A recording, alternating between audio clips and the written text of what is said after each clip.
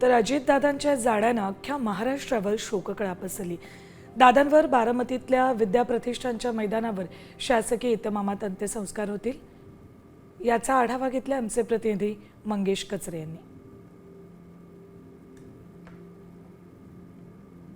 काल राज्याचे उपमुख्यमंत्री अजित पवार यांचा बारामती विमानतळावर विमान अपघातामध्ये मृत्यू झाला।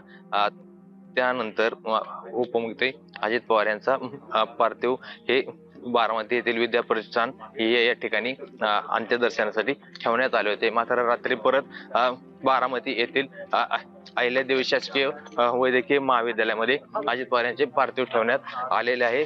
दादा गेले हे अजिबात असं वाटत नाही।